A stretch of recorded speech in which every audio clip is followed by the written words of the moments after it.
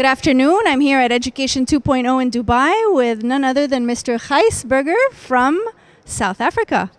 Good afternoon, sir. Good afternoon. It's wonderful to be here, and it's wonderful to engage with so many nationalities and learn what people in the other parts of the world are doing in education. So what have you learned today, or what are you taking away today? I think what I'm taking away today is obviously to meet different people from different sectors in education. When I refer to sectors in education, I refer to primary school, middle school or high school students, as well as tertiary education people that's involved in tertiary education, as well as people that's involved in corporate, whether it's online platforms, etc. So the first thing that I will take away is definitely a vast amount of different perspectives, and secondly, to engage with people and to learn how they would tackle different problems.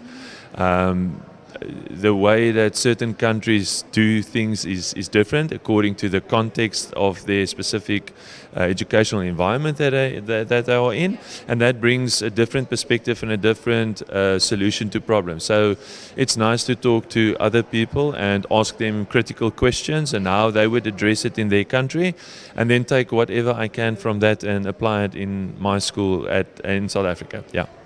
You are mostly with primary school, okay? And what are some of the, well, let's say the top challenges that you've had in the recent years with the pandemic? Actually, we were very fortunate when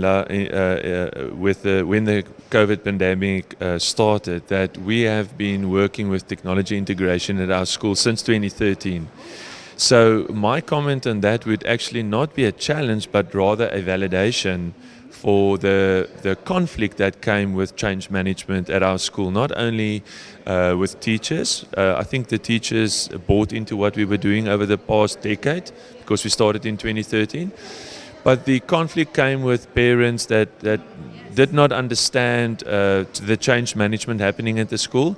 And COVID for us was validation to actually build some trust with the parents that we know what we were doing, and that it's the best way forward, and that what we've been working over the past decade is now the way forward. I think it was Dr. Galal that was mentioning the negative impact of COVID on the social, emotional of younger children below the age of 12. Would you agree that it has affected them that way? I think what we found at our school was that the younger learners was in so many parent, or not only parent but adult conversations, is that they found themselves actually in a weird space at home or between their families, because all the conversations was adult conversations, and they were between so many adults that when they came back to school, it was difficult for them actually to come down to being children. And then secondly, I think parents realized that they are not teachers, and that